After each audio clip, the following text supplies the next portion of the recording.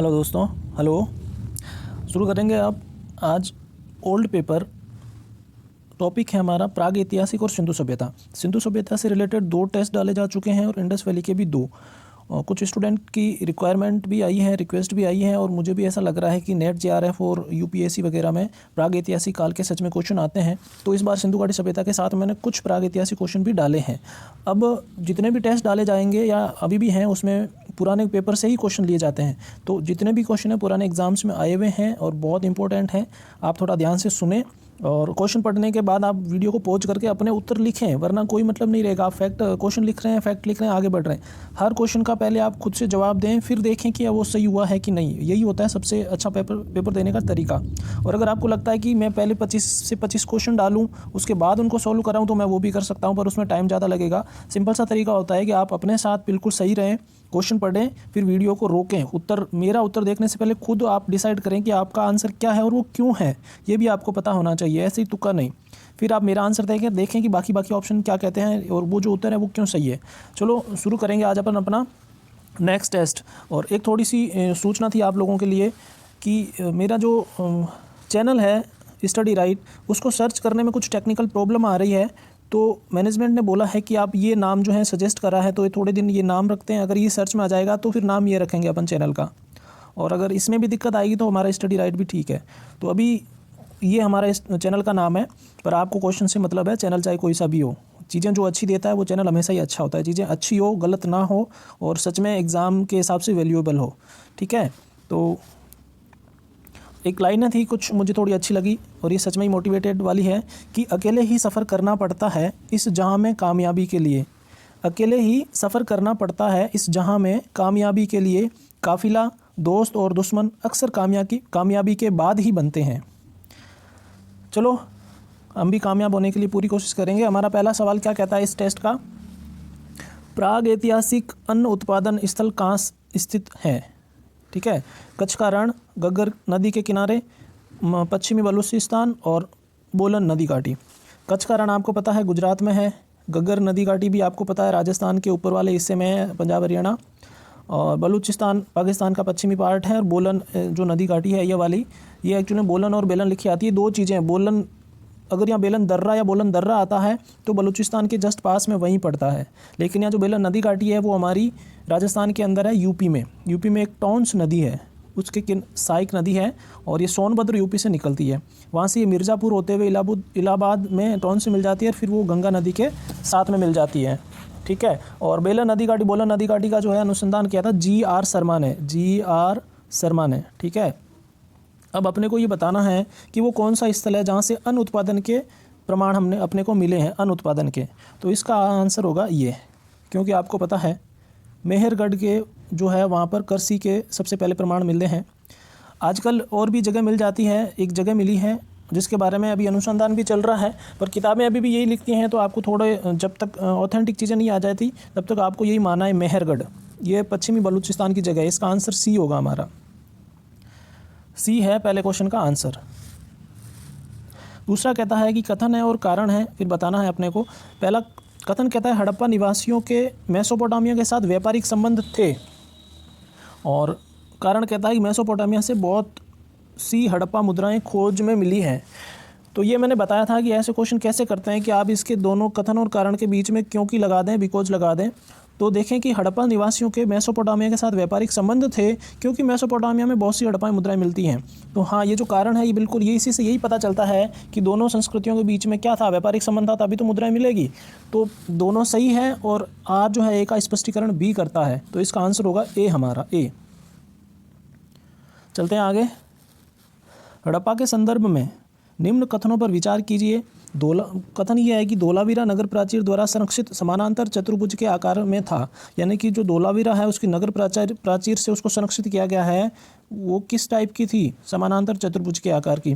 और दूसरा कहता है कालीबंगा में नगर प्राचीर के बाहर एक हल द्वारा जोता गया खेत मिला है जिसमें हल की लीकें मिली हैं, यानी कि ये डिज़ाइन।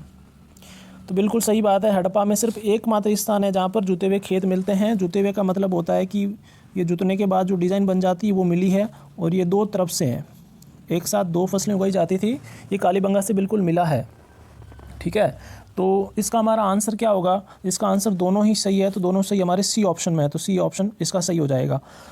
अब आपको धोलावीरा के बारे में पता ही होगा। धोलावीरा जो है जगपति जोशी ने सबसे पहले खोज करी थी 1967 में, और 1990 और 91 के अंदर जो RS बिष्ट है, रविंद्र सिंह बिष्ट, उन्होंने इसकी खोज करी थी, उत्खनन किया था और इसकी एक विशेषता है धोलावीरा की कि बाकी सारे हड़प्पा स्थल दो हिस्सों में हैं। यानी कि जो ये पश्चिमी हिस्सा है ये दुर्ग टीला कहलाता है, ये जो पूर्वी हिस्सा है ये नगर टीला कहलाता था। लेकिन धोलावीरा के अंदर 3 हिस्से मिले हैं, 1 2 3, ये मध्य नगर भी है, ठीक है। तो ये इसकी एक अलग विशेषता है, और बिल्कुल इसकी जो संरक्षित दीवार है वो बिल्कुल ऐसे समानांतर चतुर्भुज के आकार की है।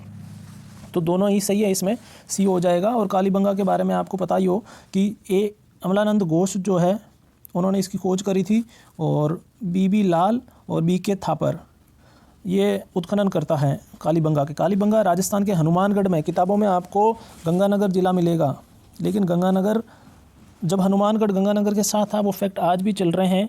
हकीकत में ये हनुमानगढ़ के अंदर है, हनुमानगढ़ राजस्थान के में पड़ता है, वहाँ पर ये कालीबंगा स्थित है। गग्गर नदी के किनारे ये मिलता है, और यहाँ से कुछ अच्छी चीज़ें जैसे जूते हुए खेत यहाँ से मिले हैं। 3 अंत्येष्टि के प्रकार मिले हैं, यानी कि जो दफनाने और या जलाने के जो भी प्रयोग होते हैं उसमें से 3 प्रकार मिले हैं। जैसे एक तो है पूर्ण समाधिकरण, जिसके अंदर व्यक्ति को पूरा दफना दिया जाता है।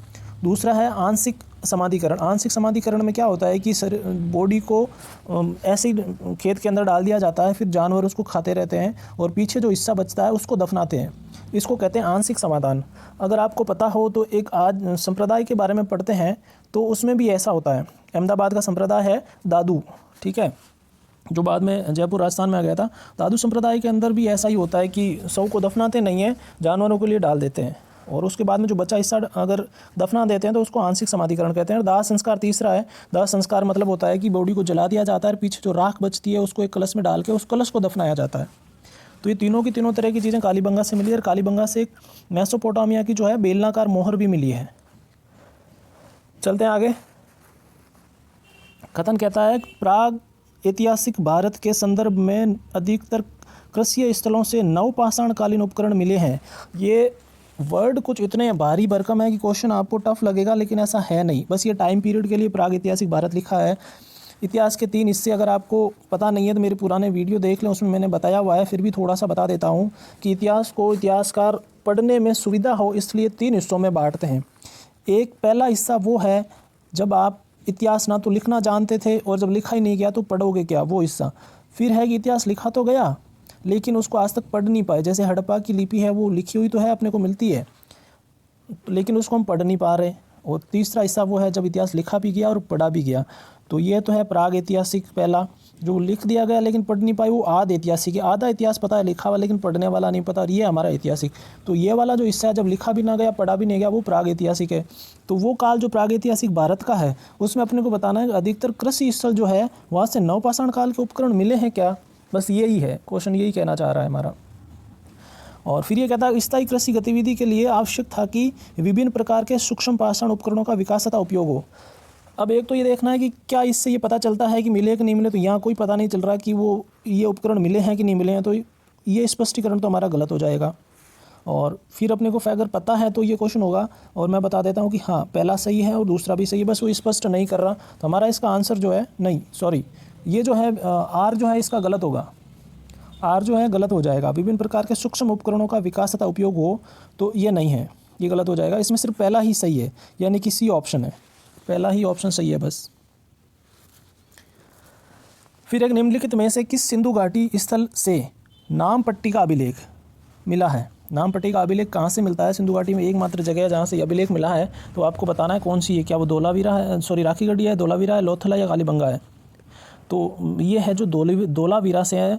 धोलावीरा के अंदर जो ये एंट्री वाला गेट है, इस गेट के पास में एक लकड़ी का जो है ये नामपट्टी का अभिलेख मिला है, जिस पर जिप्सम की जो जैसे चौक होती है हमारी चूने की, उसी तरह से जिप्सम की चौक से लिखा गया है खड्डे खड्डे करके, और 9 उसमें अक्षर मिले हैं, जो शायद सबसे बड़ा अभी तक का माना गया है अभिलेख, कि एक साथ सबसे बड़े ज़्यादा जो वर्ड हैं यहीं में लिखे गए हैं। तो ये धोलावीरा से मिला है, 9 अक्षर उसमें मिले हैं।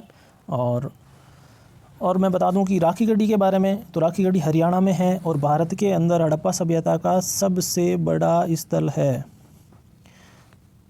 ठीक है, इंडिया का, ऑल ओवर का नहीं, ऑल ओवर ये 4th नंबर पे है, ये 5th नंबर पे, ये 4th पे। इंडिया में राखी गढ़ी सबसे बड़ा है, धोलावीरा दूसरे नंबर का है, ध्यान रखना। और ये हरियाणा में है राखी गढ़ी। सूरज भान ने इसका उत्खनन किया था। कालीबंगा में बता चुका हूँ। लोथल के बारे में बताऊँ आपको, गुजरात के अंदर अहमदाबाद जो है, गुजरात में अहमदाबाद के अंदर लोथल है, भोगवा नदी के किनारे है, ये है भोगवा नदी।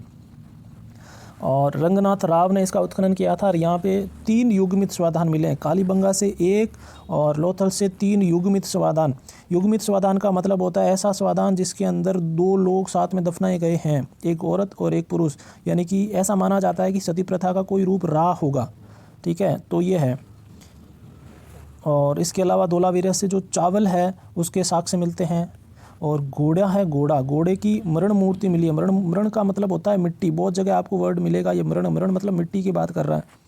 तो मिट्टी की मूर्ति घोड़े की मिली है। और एक फारस, ईरान जो है वहाँ की ये मिली है। ठीक है, मोहर, फारस की मोहर मिली है लोथल से। और चक्की के पार्ट का भी पूछा जाता है, चक्की का पार्ट मिला है यहाँ पर। चक्की का पार्ट का मतलब है कि पुराने ज़माने में हाथ से पीसने वाली ये चक्की होती थी।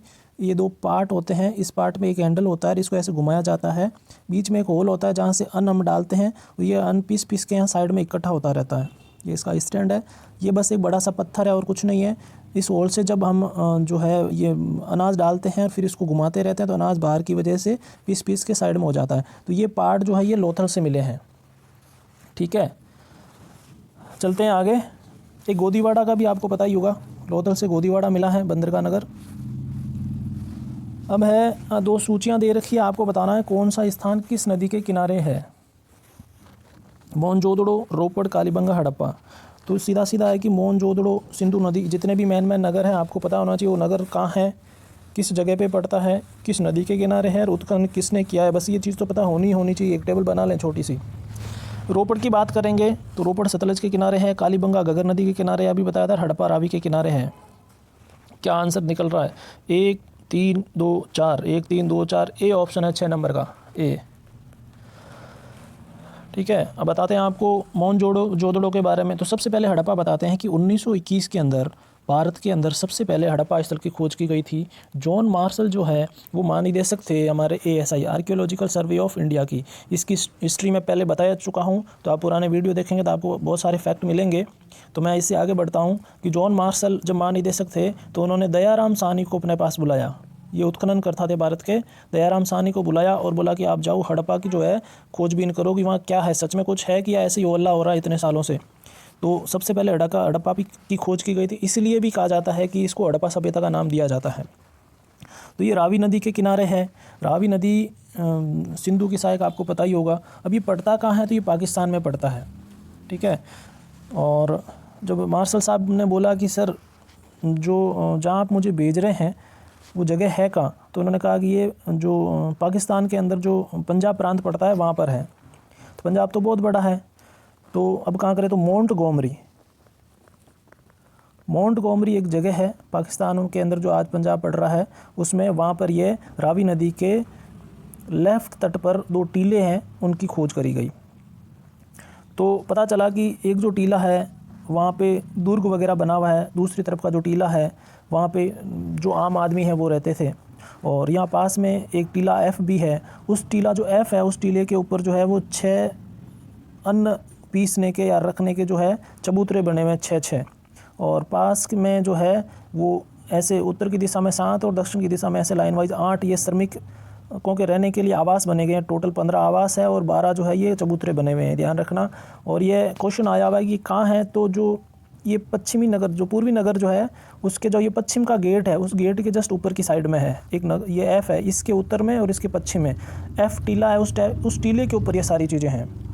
फिर 1946 के अंदर मार्टिमर व्हीलर जो है उन्होंने खोज करी थी इस दुर्ग टीले की। इसको दुर्ग टीले को नाम दिया था माउंट AB। ये क्वेश्चन पूछा गया है कि माउंट AB जो हड़प्पा का है इसकी खोज किसने करी या नाम किसने दिया, तो मार्टिमर व्हीलर है। शुरुआत में खोज किसने करी थी, तो दयाराम साहनी ने करी थी। ठीक है, और इसके बाद में चलते हैं अपन मोहनजोदड़ो पे। तो 2 नंबर का 1922 के अंदर राखालदास बनर्जी को यहाँ भेजा जॉन मार्शल ने कि आप जाओ और यहाँ पता करो सिंधु नदी जो सिंध प्रांत है यहाँ पर। ठीक है। सिंध प्रांत है, सिंध के अंदर ही है, और लरकाना जो है वो ज़िला पड़ता है, लरकाना ज़िला पड़ता है, सिंधु नदी है, और उसके राइट में ज़्यादातर जो बाएं तट पर है, लेफ्ट के अंदर मोहनजोदड़ो राइट तट पर है, ध्यान रखना, सिंधु नदी के। तो उसकी खोज किसने करी है? तो इसकी खोज करी है राखालदास बनर्जी ने। मोहनजोदड़ो के बारे में आपको बहुत कुछ पता ही होगा। और रोपड़ जो है, रोपड़ कहाँ पड़ता है हमारा? तो रोपड़ पड़ता है आज का रूपनगर। रोपड़ जो है आज इसका रूपनगर नाम है। भारत के अंदर जो पंजाब पड़ता है वहाँ ये है, और इसकी खोज भी जो है 1950 में। हाँ, इसके लिए मैं बताऊँ आपको, रोपड़ के लिए, तो भारत के अंदर आज़ादी के बाद पहला जो उत्खनन क्षेत्र था वो रोपड़ था, 1950 के अंदर किया गया था। दूसरा कालीबंगा है, पहला रोपड़ है आज़ादी के बाद भारत के अंदर उत्खनन करने वाला स्थल। और बीबी लाल, ये कालीबंगा का भी उत्खनन करेंगे। बनवारी लाल इसका एक्चुअल में नाम है, बीबी में लिखा मिलता है, वैसे बीवी है। बनवारी लाल, बीबी लाल, ठीक है। तो ये आप देख लें।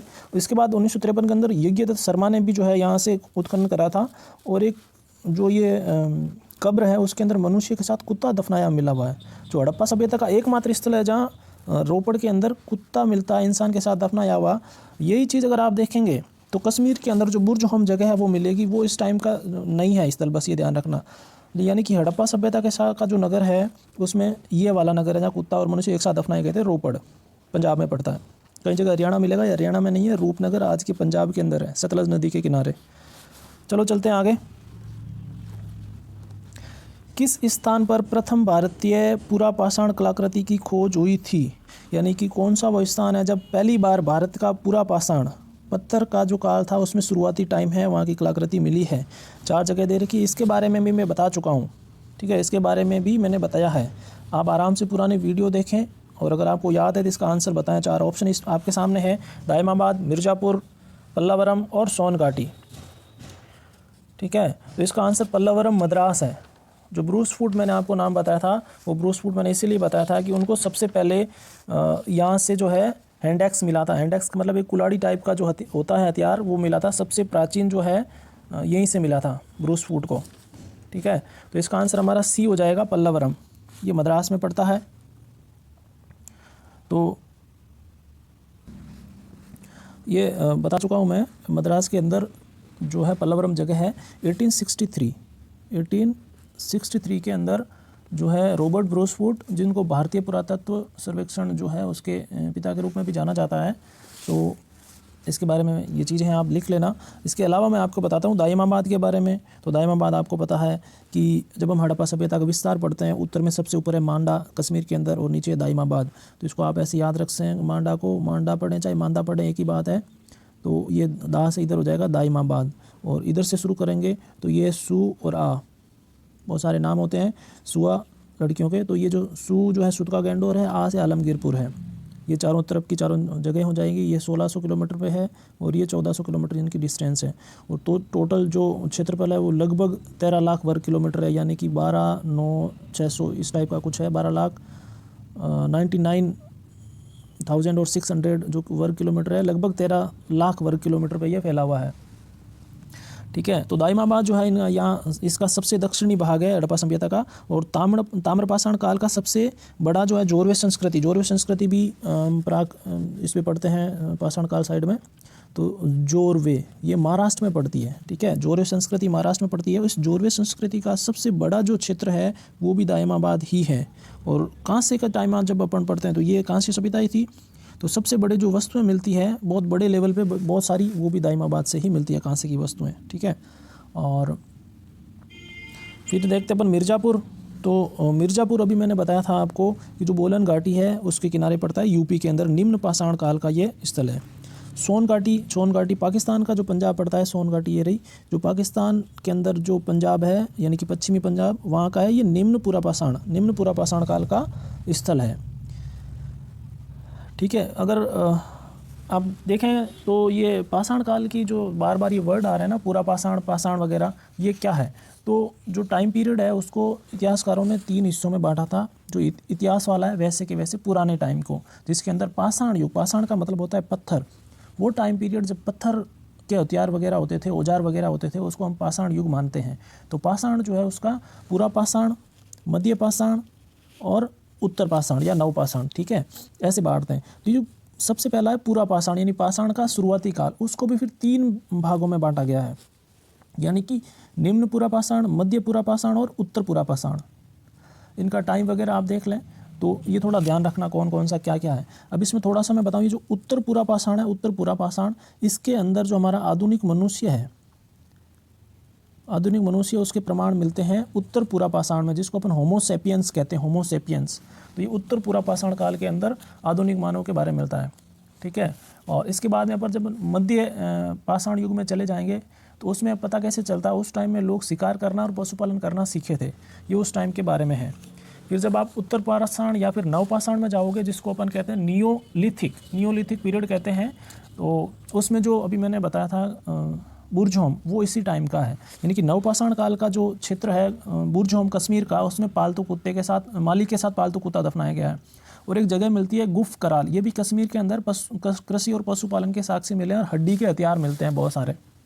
गुफ कराल, ये क्वेश्चन आया हुआ है, इसलिए मैं थोड़ा सा आपको एक्स्ट्रा चीज़ें बता रहा हूँ। ये चीज़ें बहुत जगह मिलती नहीं है, मैंने भी बहुत इधर उधर हाथ पैर मारे तब जाके चीज़ें मिली है, एक जगह मिलती नहीं है, मिलती है तो ये स्थल जो है इधर उधर हो जाते हैं सबके।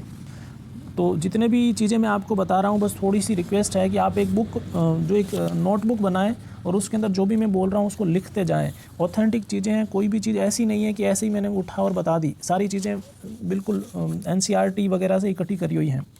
तो थोड़ा सा मैं और बता दूं इसके बारे में, वीडियो लंबा होगा, लेकिन हम पढ़ाई का ही हमारे पास काम है, दूसरा काम है नहीं। तो आप देख लें कि जो पूरा पाषाण, मध्य पाषाण और नवपाषाण, 3 हिस्से हैं। ये हमारा पूरा पाषाण है, ये मध्य पाषाण है और ये नवपाषाण है। इस पूरा पाषाण के मैं 3 हिस्से बता चुका हूँ, तीनों नाम। अब अपन इनकी बात करें तो ये पूरा पाषाण है, इसकी पता कैसे चलता है, तो जो इस विशेषता यह थी कि जो आग होती है, इसका बारे में पता कब चला कि आग भी कोई चीज़ है, तो पूरा पाषाण में चला था। लेकिन इसका यूज क्या है वो अभी तक पता नहीं था, वो यूज अपने को यहाँ पता चले। जो मध्य पाषाण है, इसमें मनुष्य को ये पता चल गया था कि आग से क्या क्या काम लिया जा सकता है, बस ये है। और फिर जब स्थायी जीवन के बारे में नवपाषाण में पता चलता है कि लोगों ने जो है जगह बना के पशुपालन करना सीख लिया, स्थायी जीवन क्या होता है, फिर कृषि के बारे में, पहिए के बारे में, जो गाड़ी का पहिया होता है वो सब इसमें है, पता चलता है, ठीक है। तो ये एक थोड़ी सी एक्स्ट्रा नॉलेज थी जो मैंने आपको बताई है। और भी अगर आपको ज़रूरत हो कि मैं बीच बीच में बताता रहूँ तो आप मुझे कमेंट बॉक्स में डाल सकते हैं। चलो चलते हैं आगे। अब अगला क्वेश्चन ये कहता है कि भारत में पूरा पाषाण कालीन मानव अग्नि के प्रयोग से परिचित था। तो मैंने अभी अभी आपको बताया, ये देखो क्या कह रहा है, पूरा पाषाण कालीन यानी कि पाषाण का शुरुआती काल अग्नि के प्रयोग से। तो मैंने अभी अभी आपको बताया था, अगर ध्यान से नहीं सुना था आप पीछे जाएं फिर से सुने, कि उसमें ये कहा था कि पूरा पाषाण काल के अंदर अग्नि के बारे में पता तो चल गया था, लेकिन उसका यूज पता नहीं चला था। यूज कब पता चलेगा आपको, यूज उसके जस्ट आगे, यानी कि मध्य काल जो आएगा, मध्य पाषाण का काल युग, उसमें पता चलेगा कि इसका आग का यूज क्या है। तो अपने को ये बस ये वर्ड से अलग करना है इसको, तो यहाँ ये गलत हो जाएगा क्योंकि प्रयोग जो है वो नव पूरा पाषाण में नहीं है, मध्य पाषाण में है। फिर दक्षिण भारत में गुंटूर और कुर्नूल जिलों में पूरा पाषाणकालीन कब्रें मिली हैं क्या। चलो आगे देखते हैं, आपको इसका उत्तर बताना है, मैं क्वेश्चन पढ़ रहा हूँ। कैमूर श्रेणी और मिर्ज़ापुर जिले में पूरा पाषाणकालीन चित्रशाला मिली है। फिर उत्तर पाषाण में ताम्र युग और आरंभिक लोह युग की पृथक पहचान की जा सकती है। हालांकि दक्षिण भारत में लोह युग पाषाण युग के तुरंत बाद शुरू होता है।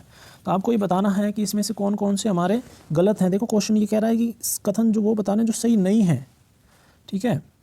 तो ए गलत हो गया, मैं बता चुका हूँ आपको कि ए हमारा गलत हो गया, और इसमें वो ऑप्शन है नहीं ABCD वाले, तो सीधा सीधा आंसर क्या हो जाएगा हमारा, ए ही गलत है, बाकी सारे सही है। तो ये तीनों ऑप्शन आपको फैक्ट के रूप में लिख लेने हैं। पहला गलत हो जाएगा, गलत क्यों हुआ है कि अग्नि का प्रयोग अभी नहीं हुआ था, और इसमें अग्नि की खोज हुई थी, अग्नि का प्रयोग मध्य पाषाण काल में होगा। तो यहाँ प्रयोग हटा के ये भी फैक्ट लिख दें और या मध्य पाषाण करके फिर ये लाइन को पूरा पूरा आप लिख सकते हैं। कुर्नूल और गुंटूर जो है ये कर्नाटक के अंदर, दक्षिण भारत के अंदर, सॉरी आंध्र प्रदेश की जगह हैं। ये भी ये गुंटूर और कुर्नूल ये दोनों आंध्र प्रदेश में हैं, आंध्र प्रदेश में। अब ये कैमूर श्रेणी कहाँ है, तो कैमूर श्रेणी जो है जबलपुर, MP के अंदर जबलपुर है, वहाँ से शुरू होता है। ये राजस्थान के नीचे ये साइड और नीचे यहाँ MP लगता है। यहाँ से शुरू करेंगे तो यहाँ ठेठ बिहार के अंदर सासाराम है, वहाँ तक ये जो श्रेणी फैली हुई है उसको कैमूर श्रेणी कहते हैं, ठीक है। और एक स्थल मिलता है कैमूर श्रेणी से, उसका नाम है लेखिया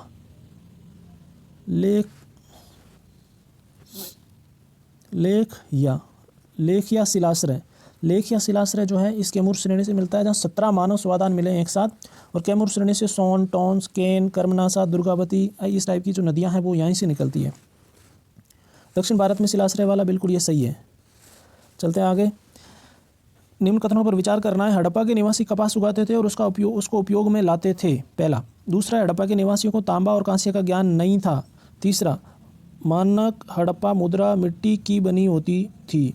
कौन सा कथन सही है? अब अपने को सिर्फ सही है वो बताना है, ठीक है। तो इसमें अगर आप देखेंगे तो बहुत ईजी क्वेश्चन है, आप अपना आंसर बता दें, लिख लें। मैं अपना आंसर बताता हूँ कि इसके अंदर देखो कपास बिल्कुल सही है, इस कपास की वजह से ही है।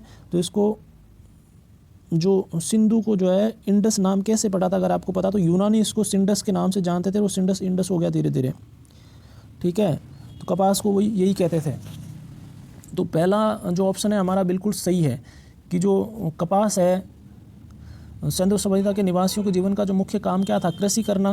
तो सिंधु घाटी की भूमि सबसे ज़्यादा उपजाऊ थी उस टाइम। तो सूती वस्त्रों के अवशेष बहुत जगह मिलते हैं, उससे हम ये आराम से निष्कर्ष निकाल सकते हैं कि यहाँ के जो निवासी है वो कपास उगाना जानते थे। और सिंडन, जो सिंडस की जगह सिंडन है, सॉरी, जो सिंडन, ये कपास को कहते थे यूनानी लोग। जब वो यहाँ आए और यहाँ कपास देखी तो उन्होंने इसको नाम क्या दिया? सिंडन। तो पहला क्वेश्चन, पहला बिल्कुल सही है, अपने को सही बताना है। दूसरा है, तांबा और कांस्य का ज्ञान नहीं था। तो जी ज्ञान तो था, क्योंकि इस सभ्यता का नाम ही कांस्य सभ्यता है, तो ज्ञान नहीं कैसे हो सकता? तो ये गलत हो गया। और मिट्टी की जगह आप रखें सेल खड़ी, ठीक है, सेल खड़ी अगर था तो ये सही होता है, ये गलत है। मिट्टी का मतलब सिंपल जो धूल मिट्टी होती है, रेत होती है, उससे लिया जाता है, तो ऐसा नहीं था। यहाँ बड़े पैमाने पर समानांतर फलक उत्पादन, मन के बनाने की कला और सेल खड़ी के आयताकार मोहरें मिलती हैं।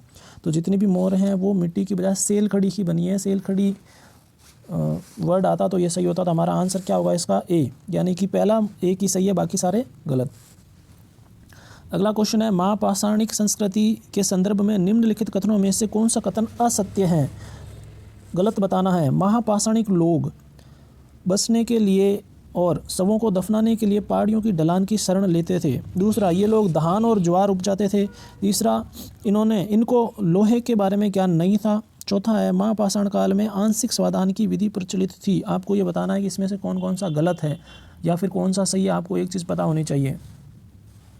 तो मैं आपको बताऊं कि नवपाषाण युग की जब समाप्ति के बाद में दक्षिण में जो संस्कृति आई थी उसी को हम महापाषाणी कहते हैं। यहाँ की नवपाषाण संस्कृति थी भारत और विश्व के अंदर। मैंने अभी बताया था कि 3 हिस्से थे पाषाण में, जिसमें तीसरा जो है नवीन उत्तर वाला उसका नवपाषाण था। जब वो समाप्त होने लगती है उसी टाइम दक्षिण हमारे भारत के अंदर जो संस्कृति आई उसको महापाषाण कहते हैं, जिसके अंदर बहुत बड़े बड़े पत्थरों का यूज किया गया था, चाहे वो कब्रों के रूप में हो चाहे वो रहने के लिए हो। जो पत्थर जो है कब्रों में महापाषाण, जो कब्र के ऊपर पत्थर रखा गया, जैसे ये कब्र है दफनाई गई, इसके ऊपर बहुत बड़ा पत्थर रख दिया गया। आप कुछ फिल्म देखेंगे, जैसे 10,000 BC एक मूवी है वो देखें, तो जब लोगों को दफनाते थे तो ऊपर बहुत सारे पत्थर रख देते थे, ठीक है। तो वो इसीलिए है कि वो उसका काल का टाइम, ये महापाषाण इसीलिए कहते हैं कि जो कब्र है उसके ऊपर बहुत बड़ा पत्थर रख दिया जाता था, तो इसलिए इस टाइम का जो नाम है वो महापाषाण ही है। और इन कब्रों में मानव को दफना दिया जाता था, ठीक है। और हाँ बिल्कुल, वो रहते भी वहीं थे जो पहाड़ी की ढलान के आसपास की बड़े पत्थर में मिल जाए जो, और वहाँ जो गुफा टाइप को जो जगह मिलती है साइड में, वहाँ पे वो रह भी लेते थे। फिर ये लोग धान और ज्वार उपजाते थे। तो लोग धान तो उपजाते थे, लेकिन ये जो ज्वार है उसकी जगह ये लोग रागी उपजाते थे। ध्यान रखना, हड़प्पा के अंदर रागी का कहीं नहीं मिलता है, जबकि जो महापाषाणी काल है वहाँ पर रागी की उपज होती थी। तो दूसरा ऑप्शन गलत हो जाएगा, ज्वार नहीं है यहाँ पर। हमने को असत्य ही बताना है। पहला सत्य है, हमारा आंसर काम का नहीं है, आंसर के लिए ये काम का है, हिसाब से ये सही है, लेकिन अपने को गलत बताने हैं। तीसरा क्या कहते हैं, इनको लोहे का ज्ञान नहीं था। तो लोहे का ज्ञान आप देखें कि लोह युग कब आया था? 1000 BC के आसपास, ठीक है ना। तो इनको ज्ञान होगा कि नहीं होगा? होगा, कि नवपाषाण के बाद में जब आप आओगे तो बहुत आगे आ गए, तो लोहे का ज्ञान इनको था। औजार, लोहे के औजार थे। महापाषाण काली कब्रों में लोहे के औजार मिले हैं, घोड़े के कंकाल मिले हैं, पत्थर और सोने के गहने भी मिले हैं। तो नहीं की वजह से ये ऑप्शन गलत हो जाएगा, लोहे का ज्ञान बिल्कुल था। महापाषाण काल में आंशिक स्वादान की विधि प्रचलित थी, तो हाँ थी, आंशिक स्वादान की विधि भी थी। यहाँ पे आंशिक क्या होता है मैं बता चुका हूँ, तो ये सही हो जाएगा। अपने को गलत बताना है, 20 का आंसर हो जाएगा। दूसरा भी गलत था, सॉरी ये है, दूसरा भी गलत था, तीसरा भी गलत था। यहाँ नहीं आना चाहिए था, और यहाँ ज्वार की जगह रागी उपजाते थे। निम्नलिखित में से किस सिंधु घाटी स्थल में से काष्ठ स्व पेटिका, काष्ठ का मतलब लकड़ी, पेटिका यानी कि जो लकड़ी का ताबूत होता है वो कहाँ से मिलता है? तो ये आपको पता होगा, हड़प्पा के अंदर एक कब्र मिली है जिसके अंदर ताबूत के अंदर शव डाला गया है, जिसको विदेशी कब्र का नाम दिया गया है। यहाँ के कब्रिस्तान का नाम था R37 हड़प्पा के, और विदेशी की कब्र जो लकड़ी की बनी हुई वो यहीं से मिलती है। ठीक है, तो हड़प्पा इसका आंसर हो जाएगा। बाकी तीनों ऑप्शन मैं पहले समझा चुका हूँ। निम्नलिखित में से हड़प्पा सभ्यता के से संबंधित कौन सा कथन सही नहीं है? गलत बताना जो हड़प्पा से संबंधित गलत हो। वहाँ के निवासियों को ज्यामितीय रूपांकन का प्रयोग आता था। वहाँ के निवासी पासे के खेल से परिचित थे। लोथल में निवासियों ने निर्माण के लिए पक्की ईंटों का कभी प्रयोग नहीं किया। गलत बताना है, ध्यान रखना। और कालीबंगा में अधिकतर निर्माण कच्ची ईंटों के प्रयोग किया गया था। तो आपको बता दूं कि पहला जो है रूपांकन, ज्योमेट्री, इनका प्रयोग आता था कि नहीं आता था? तो बिल्कुल आता था, कि हर चीज़ का माप तोल बिल्कुल सही है। चाहे वो चबूतरे बने हुए हो, चाहे वो स्नानागार हो, चाहे वो अन्नागार हो, बिल्कुल टेढ़े मेढ़े नहीं है, बिल्कुल सही तरीके से जो है नाप तोल करके करे गए हैं। इसलिए इसका मतलब इनको ये चीज़ें ज्योमेट्री के हिसाब से आती थी। पासे के खेल के बारे में है तो बिल्कुल सही है। इस टाइम के लोग जो पासे के खेल के बारे में जानते थे। शतरंज वगैरह की गोटियाँ मिली हैं आपको पता हो तो। और फिर एक कालीबंगा वाला ऑप्शन देखें अपन, तो कच्ची ईंटों का प्रयोग बिल्कुल था। इसीलिए इसको दीनहीन बस्ती कहते हैं, कि यहाँ पर घर बनाने के लिए और जो चार दीवारी होती है वो रक्षा वाली प्राचीर, वहाँ कच्ची ईंटों का प्रयोग किया गया है। ठीक है, और एक ऐसा आंगन है जो जिसके अंदर अलंकरण किया गया है, वो ईंटें कहाँ मिली गई है।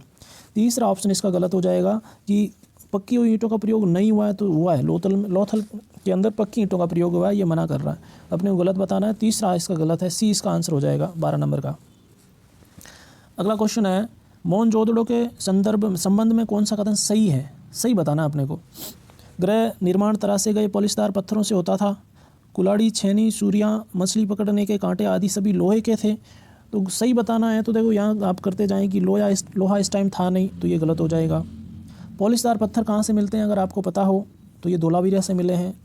तो ये आपने को सिर्फ मोहनजोदड़ो का बताना है। स्नानागार का फर्श पक्की हुई ईंटों का बना हुआ था? नहीं। यहाँ के निवासियों का आभूषण का ज्ञान नहीं था, तो आभूषण का ज्ञान तो था, बहुत सारी जगह से मिलता है। जैसे कि मोहनजोदड़ो से एक 6 लड़ी वाला सोने का हार मिला है, और भी बहुत सारे गहने मिलते हैं। तो आप देखेंगे सी जो ऑप्शन है इसका गलत हो जाएगा। स्नानागार में पक्की ईंटों का प्रयोग नहीं था। मोहनजोदड़ो और हड़प्पा सभ्यता में पाए गए जो प्रमुख जो स्नानागार है उसके उत्तर और दक्षिण में सीढ़ियाँ बनी हुई है, और जो फर्श है उस पर जो जलाशय का जो फर्श है पक्की ईंटों का बना हुआ है। पक्की ईंटों का बना हुआ है, सही तो बता रहा है ये। सही बताना है, सॉरी हाँ सही बताना है, ये सही है, पक्की ईंटों का बना हुआ है। और इसमें जिप्सम जो दीवार और फर्श है उसको जिप्सम से जोड़ा गया है, और बाहरी दीवार बिटुमिनस जो कोयला होता है बिटुमिनस, उससे जो है इसके पर लेप किया गया है। अपने को ये बताना है कौन सा सही है। ज्ञान नहीं था तो सब ज्ञान था, ये गलत हो जाएगा। सही बताना है, सी बिल्कुल सीधा सीधा सही है, पक्की ईंट का बना हुआ था। और बिटुमिनस के बारे में मैं बता दूं आपको, आप चाहे ऐसे लिखें, आप चाहे ऐसे लिखें, A B L P, ये कोयले के 4 प्रकार होते हैं। सबसे अच्छा कोयला होता है एंथ्रासाइट, जो हमारे भारत के अंदर कम है, लेकिन क्वालिटी के हिसाब से सबसे ज़्यादा जो होता है अच्छा कोयला वो एंथ्रासाइट होता है। और बी का मतलब होता है बिटुमिनस, जो भारत के अंदर सबसे ज़्यादा पाया जाता है। और फिर ये लिग्नाइट और पीट सबसे कमज़ोर कोयला होता है। तो A B L P चाहे करें, चाहे PLBA करें, तो पीट सबसे कमज़ोर होता है, एंथ्रासाइट सबसे अच्छा होता है। भारत में सबसे ज़्यादा बिटुमिनस पाया जाता है, यहाँ बिटुमिनस कोयले का लेप किया गया था। सी इसका आंसर सही हो जाएगा। निम्नलिखित में से किस एक स्थल से जंगली और बोई जाने वाली दोनों प्रकार की धान चावल को कहते हैं कि फसलें प्रजातियों के प्राचीनतम साक्ष्य मिले हैं? कहाँ से मिलते हैं? तो यह है बेलन। बेलन के बारे में बता चुका हूँ कि धान की बोई जाने वाली प्रजाति का प्रमाण इलाहाबाद ज़िले के से जो है बेलन नदी का तट है वहाँ मिलता है। और एक जगह है यहीं कोल्डी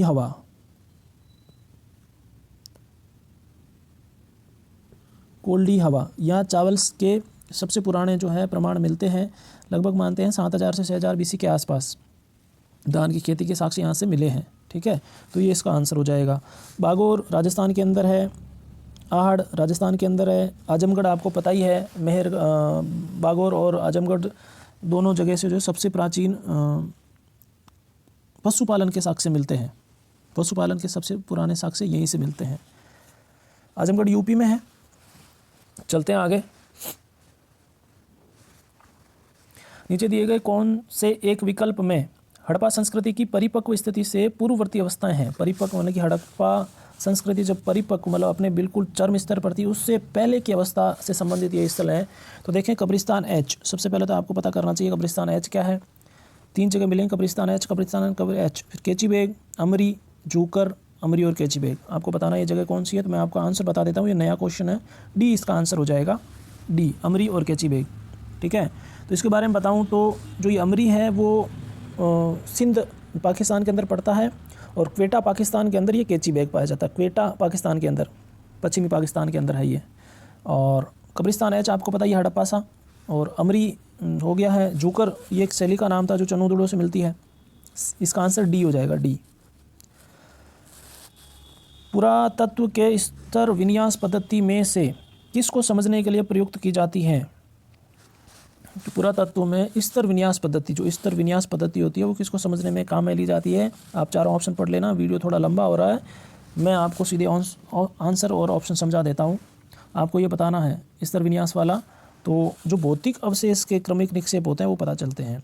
जैसे कि मोहनजोदड़ो के 7 क्रम मिले हैं, कालीबंगा वगैरह के 5 मिले हैं। तो जो भौतिक स्तर होते हैं, एक स्तर, दूसरा, तीसरा, चौथा, ये स्तर विन्यास है। इससे पता चलता है कि वो कितने स्तर जो है वो नीचे गए हैं। तो बी इसका आंसर हो जाएगा, बी।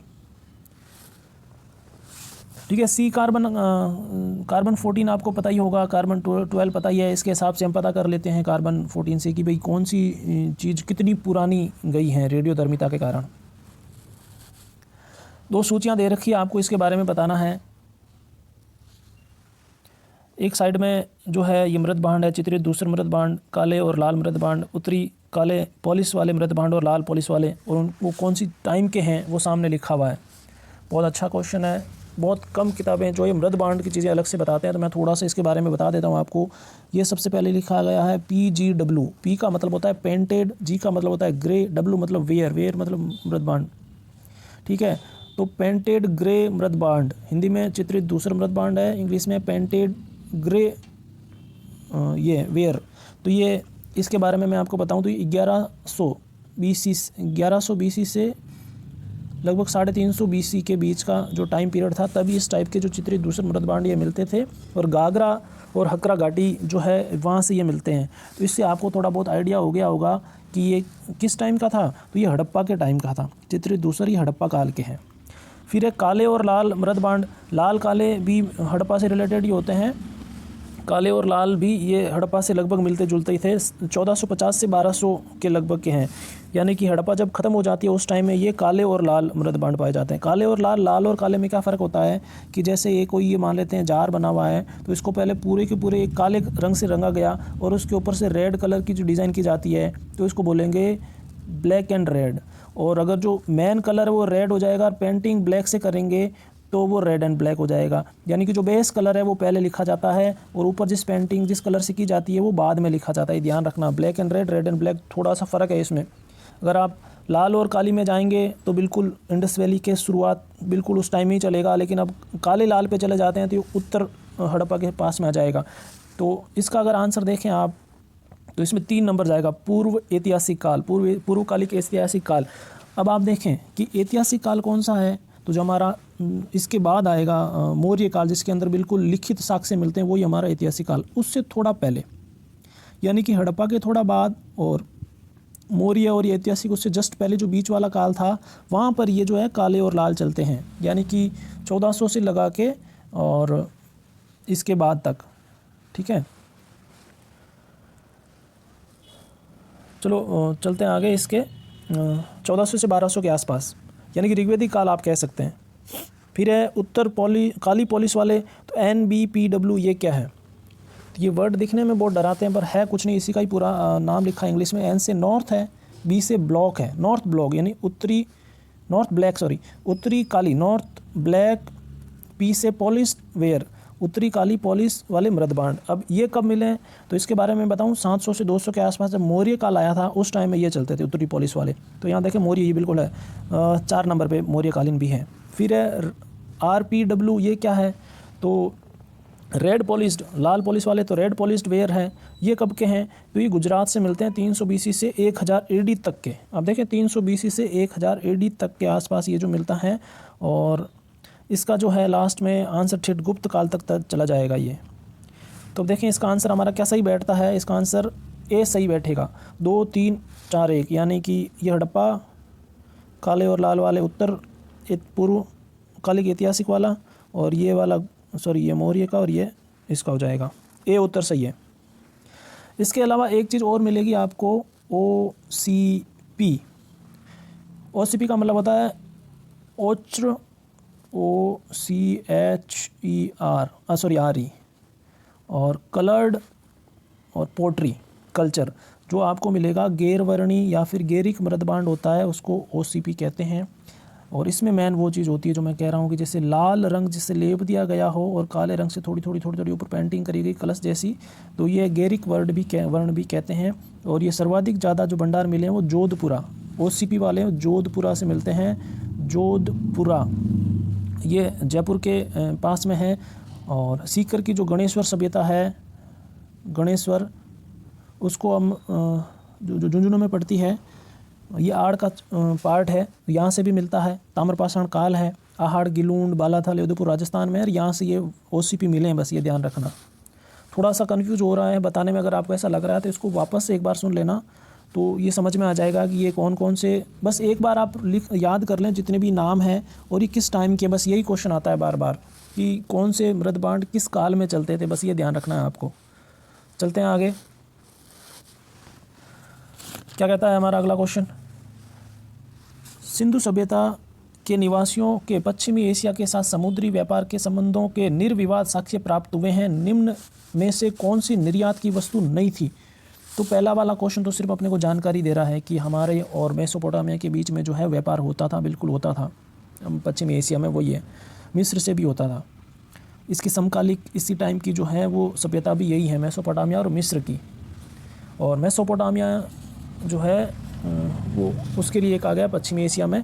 तो बात करते हैं कौन सी चीज़ है वो नई भेजी जाती थी, तो सीधा ही देखते ही समझ में आ जाएगा। सूती कपड़े जो हैं बिल्कुल यहाँ सबसे ज़्यादा होते थे, तो इसको एक्सपोर्ट भी किया जाता था। मोती समुद्री किनारे जितनी भी जगह वहाँ पर बहुत होते थे। हाथी दांत यहाँ से बिल्कुल भेजे जाते थे। घोड़े इस टाइम में थे नहीं। लोथल से मृण मूर्ति मिलती है और सुरकोटड़ा से घोड़े की हड्डियाँ मिलती है। बस 2 ही ऐसी जगह हैं जहाँ बाकी घोड़े के बारे में ज़्यादा कुछ मिलता नहीं है। तो घोड़ा एक्चुअल में आर्य काल में आएगा, आर्य काल आएगा आगे, उसमें घोड़ा ज़्यादा काम में लिया जाएगा। इस टाइम में आर्य घोड़ों का इतना है नहीं, तो एक्सपोर्ट नहीं होगा। बी इसका आंसर हो जाएगा, बी। चलते हैं आगे।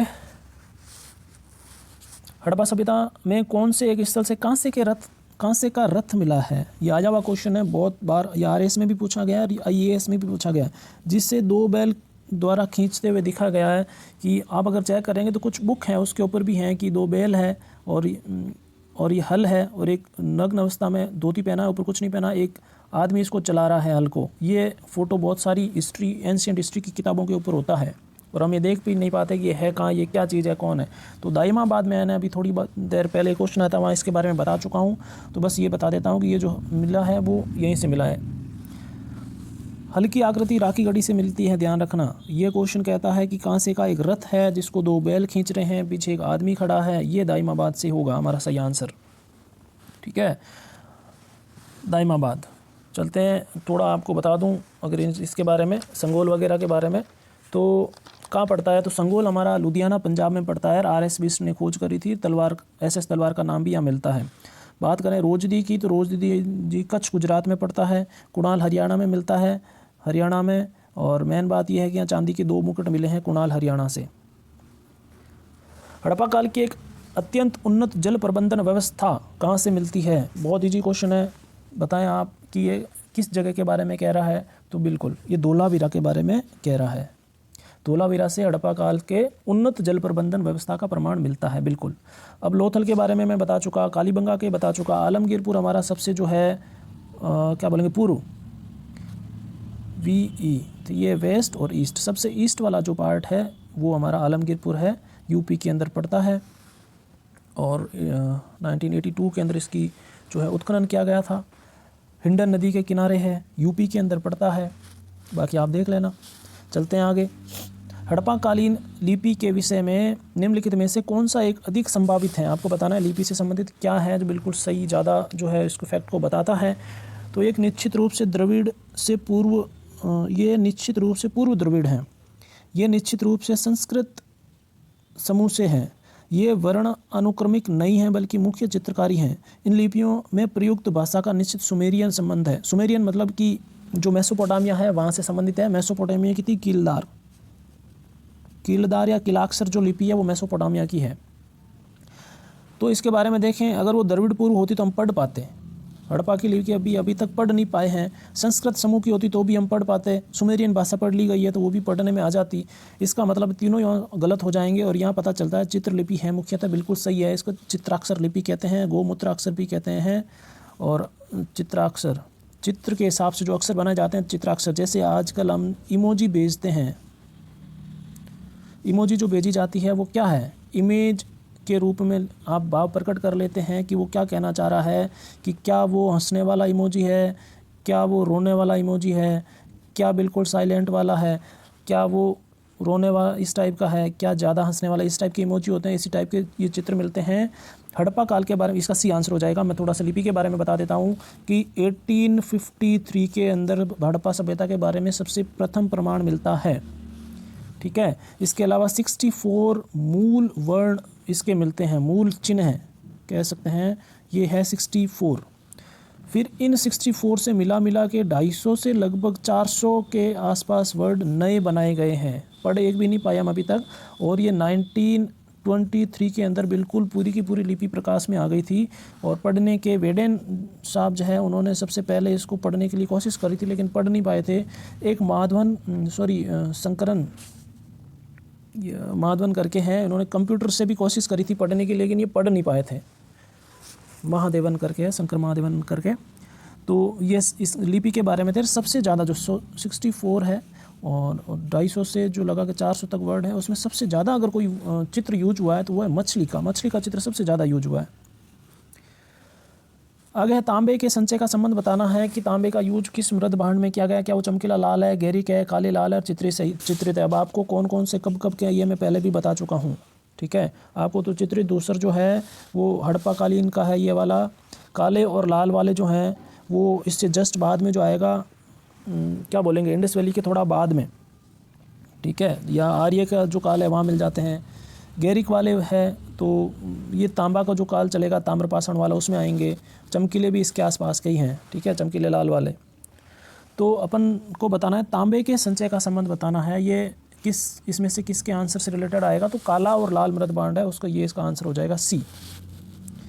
काला और लाल मृद भांड लगभग सभी ताम्रपाषाण समुदाय चाकों पर बने काले और लाल मृद भांड का प्रयोग करते थे। चाक जो होती है बनाने की, इस तरह की ये चाक है, इसके ऊपर फिर वो मृद भांड बनाते हैं ऐसे घुमा घुमा के, मिट्टी डाल के। आपने देखा होगा मूवीज़ वगैरह में पुरानी में बताते हैं।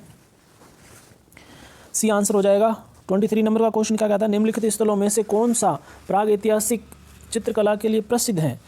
प्राग ऐतिहासिक, ये वर्ड फिर आया, इतिहास, वो इतिहास जब लिखा ना गया, वो पढ़ा ना गया हो, वो प्राग ऐतिहासिक है। तो बताना है क्या वो बाग है, अजंता है, भीमबेटका, अमरावती। कौन सा स्थल प्राग ऐतिहासिक चित्रकला के लिए सबसे ज़्यादा प्रसिद्ध था, तो ये भीमबेटका जो है वो बिल्कुल सबसे प्रसिद्ध था, भीमबेटका। हम भीमबेटका के बारे में आपको बताते हैं थोड़ा सा, है क्या है भीमबेटका, कहाँ पड़ता है, या फिर बाघ और अजंता की गुफाओं के बारे में खूब जगह मिलता है। तो भीमबेटका जो है यूपी, भोपाल जो है, भोपाल यूपी नर्मदा नदी के घाटे के किनारे वहाँ पड़ता है। अमरावती महाराष्ट्र में पड़ती है, अजंता भी महाराष्ट्र में पड़ती है, और हमारी जो बाघ है ये एमपी में पड़ती है। यानी कि 2 एमपी के हैं, 2 महाराष्ट्र के हैं। बाघ के बारे में बताऊं, बाघ गुफा, धार बाघ गुफा जो है वो धार जिला पड़ता है एमपी के अंदर, उसमें पड़ती है। और ये डेंजर फील्ड जो है, एक व्यक्ति थे डेंजर फील्ड, देखो वो फील्ड डेंजर होता है जहाँ कौन होता है, बाघ। बाघ हमेशा डेंजर जोन में रहता है। तो डेंजर फील्ड ने बाघ गुफाओं की खोज करी थी 1818 में, 1818 में। अजंता की गुफाओं की खोज ब्रिटिश जो सैनिक थे उन्होंने करी है, वो घूमते घूमते यहाँ पहुँच गए थे। और जबकि बाघ गुफाओं की खोज एमपी के अंदर जो है वो बाघिनी एक नदी है, बौद्ध धर्म संबंधी है ये, और ये दोनों ही बौद्ध धर्म से संबंधित गुफाएं हैं।